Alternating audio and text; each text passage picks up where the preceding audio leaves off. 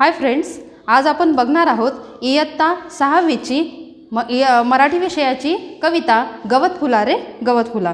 याच्या कवयित्री ज्या आहेत त्या प्रसिद्ध कवयित्री आहेत, त्या म्हणजे इंदिरा संत।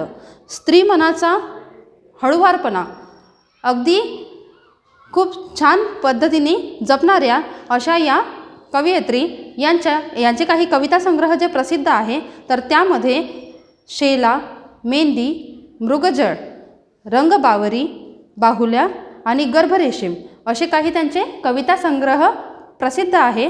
तर चैतू आणि कदली असे त्यांचे कथा संग्रह देखील प्रसिद्ध आहे।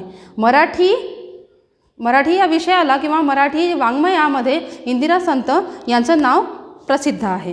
तर त्यांनी एक छोटंसं जे गवत फूल आहे, तर त्याचं वर्णन इतक्या सुंदर पद्धतीने इथे केलेलं आहे की म्हणजे ही म्हण इथे खरी ठरते की जो न देखे रवी तो देखे कवी। म्हणजे रवी म्हणजे सूर्य जो आहे तो पूर्वेला उगवतो, पश्चिमेला मावळतो, पण जे सूर्य बघू शकत नाही ते एक कवी मन जाणू शकते। या कवितेमध्ये सुंदर पद्धतीने एका छोट्याशा माळ रानावर उगवणाऱ्या त्या रंगीबेरंगी गवत फुलाचं वर्णन केलेलं आहे। आपण आपल्या पुस्तकामध्ये बघू शकतो की हा जो एक छोटासा मुलगा आहे तो आपल्या 2 पायावर होऊन त्या गवत फुलाशी काय घालत आहे, संवाद साधत आहे। तर या कवितेमध्ये आपण बघूया नेमकं कवयित्रींनी या मुलाच्या माध्यमातून गवत फुलाशी कसा संवाद साधला आहे, किंवा या मुलाला त्या गवत फुलाकडे पाहून त्या रंगीबेरंगी आणि सुंदर अशा इवल्याशा गवत फुलाकडे पाहून काय काय कल्पना सुचलेल्या आहेत। पहिल्या ओळींमध्ये इंदिरा संत म्हणतात, रंग रंगुल्या सान सानुल्या गवत फुला रे गवत फुला, असा कसा रे मला लागला सांग तुझा रे तुझा लळा। यामध्ये तो छोटासा मुलगा त्या गवत फुलाला म्हणतो आहे, तो मित्रांसंगे त्या माळावर किंवा त्या माळ रानावर पतंग उडवायला आलेला आहे। पण जेव्हा त्याचं लक्ष कुठे जातं, त्या छोट्याशा इवल्याशा गवत फुलाकडे जातं, तर तेव्हा तो आपल्या 2 पायावर होऊन त्या गवत फुलाला म्हणतो, रंग रंगुल्या सान सानुल्या, म्हणजे अरे रंगीबेरंगी गवत फुला आणि सान सानुल्या, सान म्हणजे लहान, तर सान सानुल्या गवत फुला, असा कसा रे मला लागला सांग तुझा रे तुझा लळा। लळा म्हणजे काय, ओढ लागणे किंवा आवड निर्माण होणे, म्हणजे मला तुझा लळा कसा लागला, मला तुझा छंद कसा लागला, असं तो लहान मुलगा त्या गवत फुलाला, त्या इवल्याशा गवत फुलाला इथे पहिल्या 2 ओळींमध्ये विचारत आहे।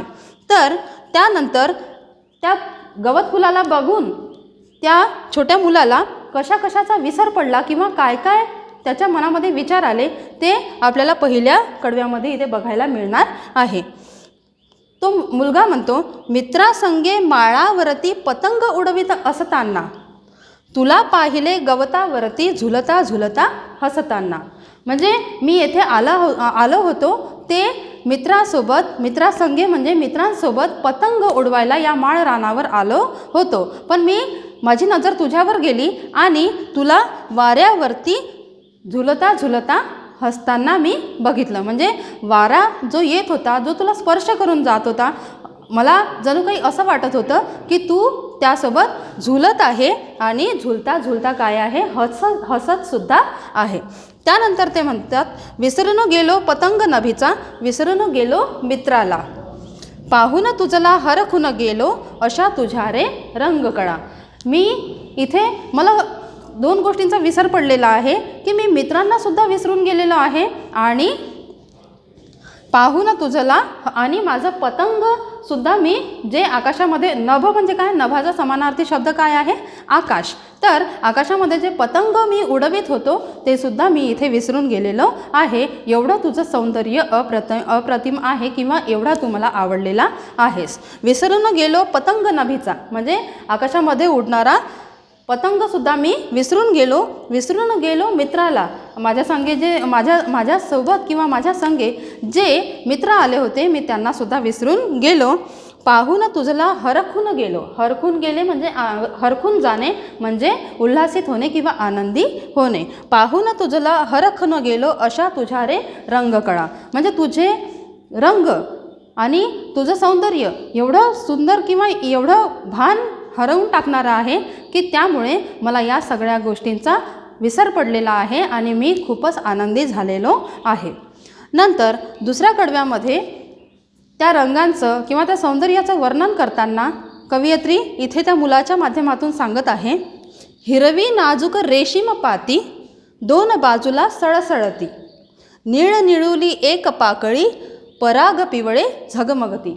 दुसऱ्या कडव्यामध्ये इथे कवयित्री म्हणत आहे की हिरवी नाजूक रेशीम पाती दोन बाजूला सळसळती, म्हणजे गवत फूल जे आहे ते गवतावर किंवा गवतांच्या त्या हिरव्या नाजूक पातीवर इतकं सुंदर दिसत आहे की दोन बाजूला त्या हिरव्या ज्या नाजूक रेशीम पाती म्हणजे रेशमाच्या धाग्यासारख्या त्या गवताच्या पात्या ज्या आहे त्या दोन बाजूला सळसळ सळसळ करत आहे.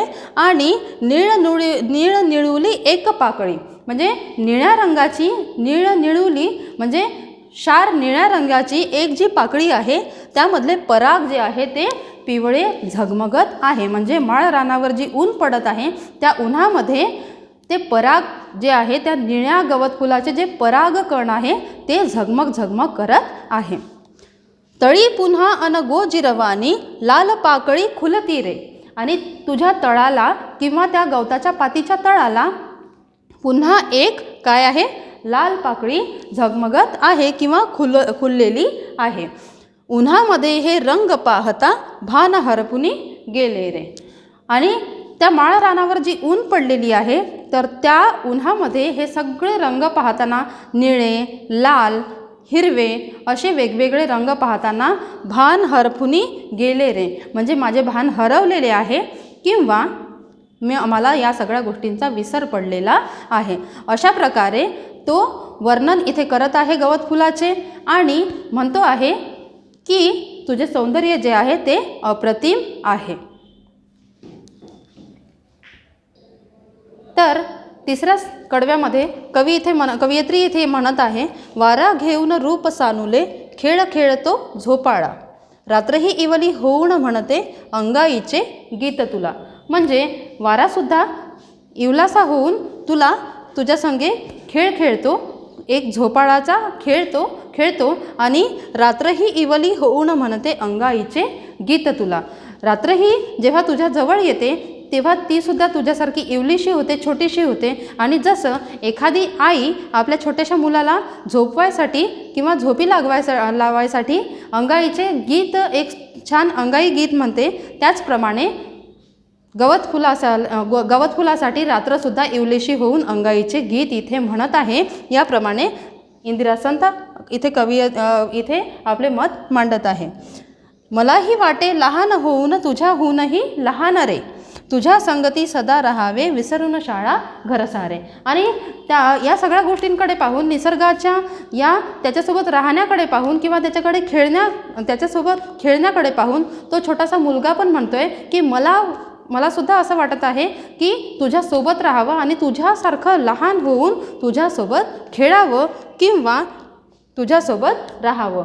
आणि रोज शाळेत जेव्हा जातो किंवा घरी जेव्हा राहतो तर ते शाळा, ते घर हे सगळं सोडून मला तुझ्यासोबत राहावं असं इथे वाटत आहे. इतका मला तू आवडलेला आहेस. तर या तिसऱ्या कडव्यामध्ये हे सगळं सांगितलेलं आहे. आता आपण याच्यातला चौथा जे कडवा आहे हे आणि शब्दार्थ नंतरच्या व्हिडिओमध्ये बघूया. थँक्यू.